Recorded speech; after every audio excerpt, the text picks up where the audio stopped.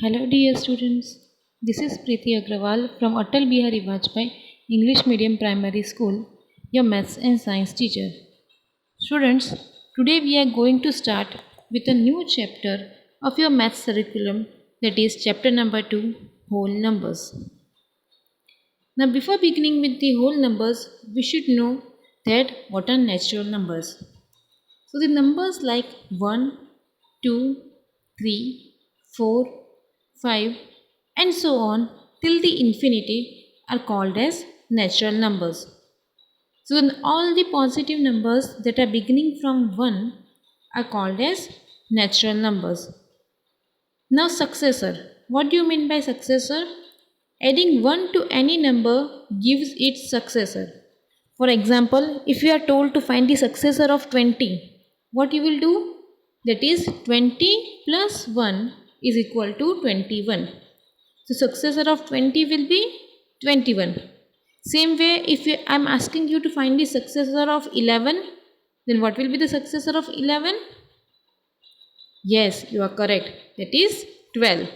And how do we get 12? That is 11 plus 1 is equals to 12. Now, predecessor. Subtracting 1 from any number gives its predecessor. So here it is exactly opposite of successor. In successor we were adding 1 and in predecessor you have to minus 1. Right? So what will be the predecessor of 20?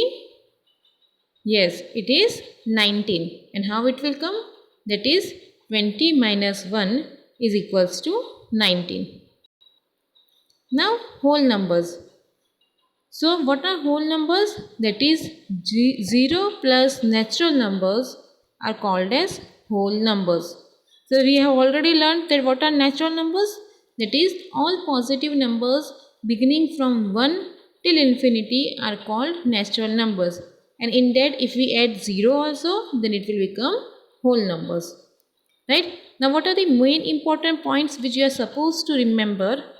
You can also understand it by the given Venn diagram, but we will see the points in writings also. Okay, so what is the first point?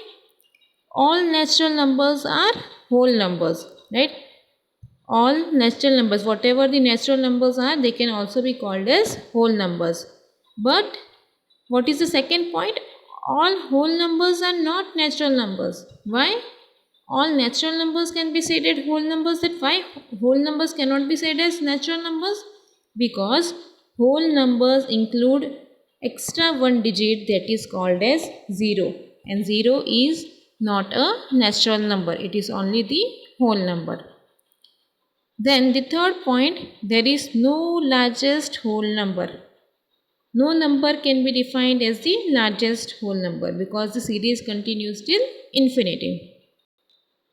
Now number line.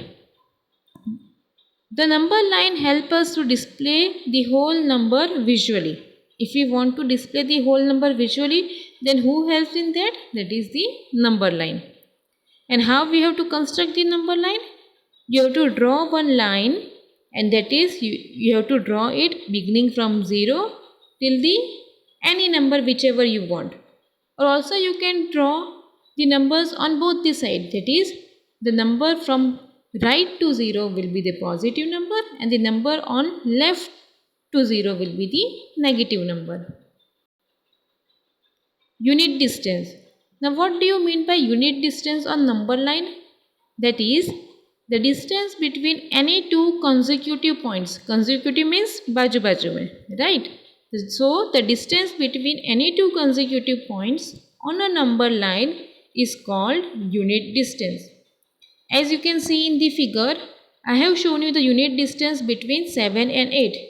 So whatever is the distance between the two numbers which are consecutive, which are next to each other, that is called as unit distance. Positioning on number line. Seeing on the number line, you can easily decide that which number is greater than the other number or which number is smaller than the other number. That means the comparison between the two numbers becomes easy on the number line. As you can see in the example, I have shown you the comparison between 5 and 3. So on looking on the number line, you can easily say that 5 is greater than 3. Why is it so? Because 5 is on the right side of the 3, and on number line the digits which are on the right side of the other number are always greater. Addition of number line. Now we will study how we can easily do the addition on number line. Addition is easily visualized on the number line. Let's visualize the addition of 4 and 3 using the number line. So what are the steps which we will do? Let us see that. To find out 4 plus 3, first we will start at 0. Now starting from the 0, move to the right 4 units. Now where we are located after moving 4 units on the right of 0? Yes, we are located at 4. Now from 4, how much we have to add? We have to add 3. So now from 4, we will move 3 units on the right side. So now where we are reaching? Now we are located at 7. Thus we can easily say that 4 plus 3 is equals to 7. And how you will show in the number line?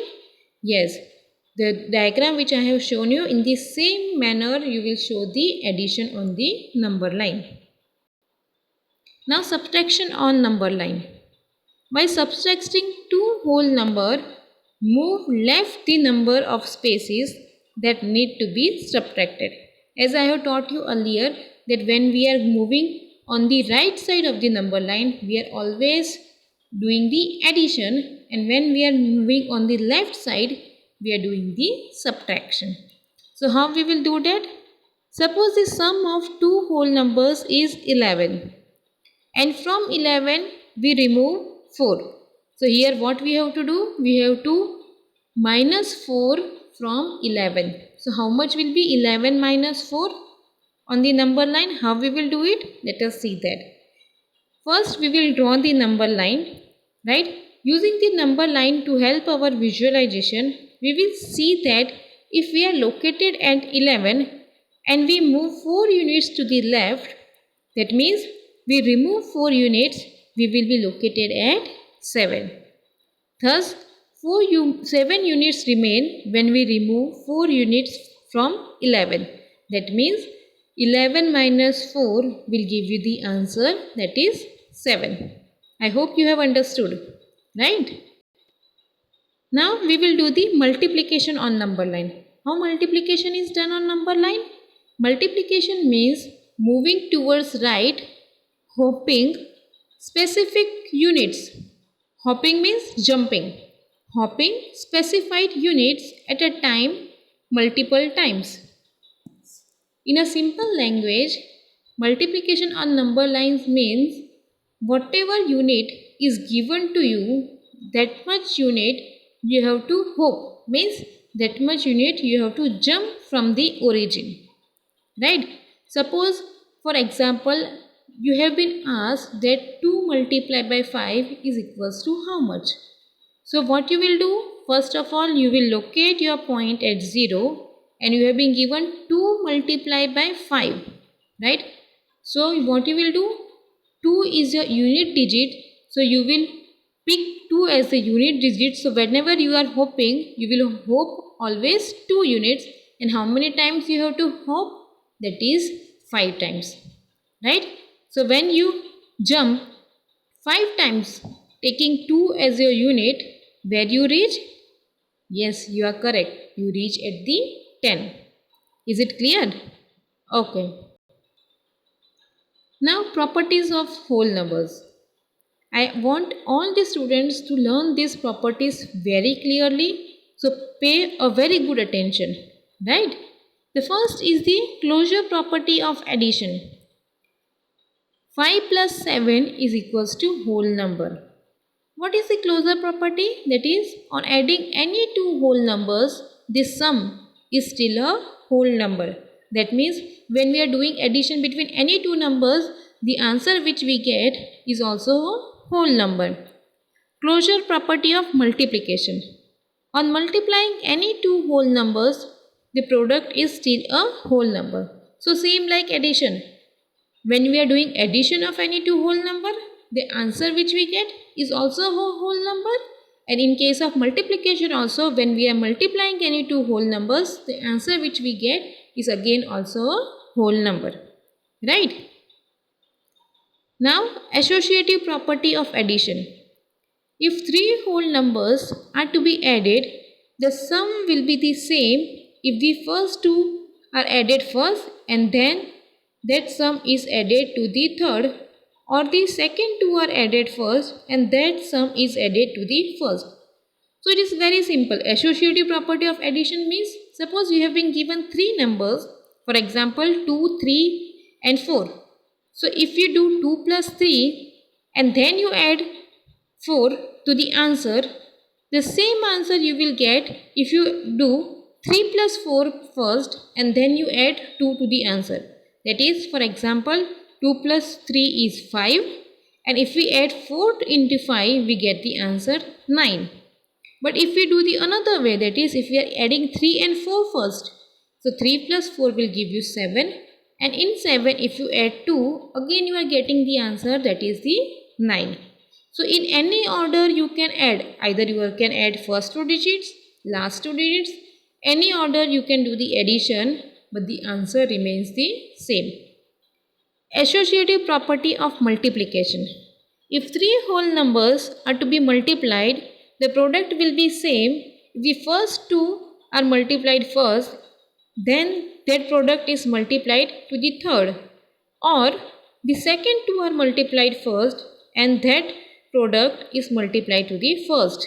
So same like if addition one, right? In multiplication also, if we are doing multiplication of first two digit first and then you are multiplying third digit, and in the other case, if you are multiplying the second and third digit first and then you are multiplying the first digit, in both the scenarios, your answer will remain the same. That is, if we multiply 2 into 3, that is 2 3s are 6 and 6 4s are 24. Right? Or if we are doing 3 into 4, that is 3 4s are 12 and then multiply it with 2, that is 12 2s are 24. In both the scenarios, we are getting the answer 24. So answer does not change depending upon the order in which you are multiplying or in which you are adding. Commutative property of addition. If two whole numbers are added in any order, the sum will not change. Right? We have already learned the order of the addition does not matter if both the numbers are the whole numbers. Commutative property of multiplication. If two whole numbers are multiplied in any order, the product will not change. Right? So we have learned that either we multiply 3 into 4 or 4 into 3. The answer will be same, that is 12. Distributive property of multiplication over addition. The distributive property states that multiplying a sum by a number gives the same result as multiplying each attendant by the number and then adding the products together. Now what is told in this, that suppose if we are given any number and if you are multiplying that number individually without doing their addition, then also the answer remains same. And if we are adding both the numbers and the result if we are multiplying with the given number, then also it remains the same. We will see it with the help of example for better understanding. That is, it has been given to you that 2 multiplied by 3 plus 4. So if we are carrying out the multiplication after doing the addition of 3 plus 4, that is 3 plus 4 will give you 7, and then 7 is multiplied by 2, your answer will be 14. Right? Or else if we are doing that, we are multiplying both the numbers by 2 first and then we are doing the addition. Right? That is, we multiplied 2 into 3 and 2 into 4 and then we do the addition, then also the answer will remain the same. But the above properties do not hold for subtraction and division. Right? This property is not applicable in case of subtraction and division. Clear? Additive identity. That means the whole number 0 is called the additive identity. I am again repeating this point. That is, the whole number 0 is called the additive identity. Since when it is added to any whole number, the sum is identical to that whole number. Why 0 is called as additive identity? Additive identity means it will not cause any change in the other number. So if we are doing 6 plus 0, then also the answer remains 6. If we are doing 6 minus 0, then also the answer remains the same. That means 0 has no effect on any number, and that's why it is called as additive identity, right? Except the number is in multiplication, right? Because any number multiplied by 0 will always give you the answer 0, right? So if we are doing 6 multiplied by 0, then it won't give you the answer 6, it will give you the answer 0. Multiplicative identity. The whole number 1 is called the multiplicative identity since when it is multiplied to any whole number, the product is identical to that whole number. Right? I told you earlier that if we are multiplying any number with 0, it will not give you the same number, it will give you the answer 0. But if we are multiplying that number by 1, for example 6 multiplied by 1 will give you the answer 6. So in case of multiplication, which is the multiplicative identity, that is 1. Clear? So this is all for today's chapter. I hope you have understood the chapter very well. So keep learning and keep practicing. Thank you.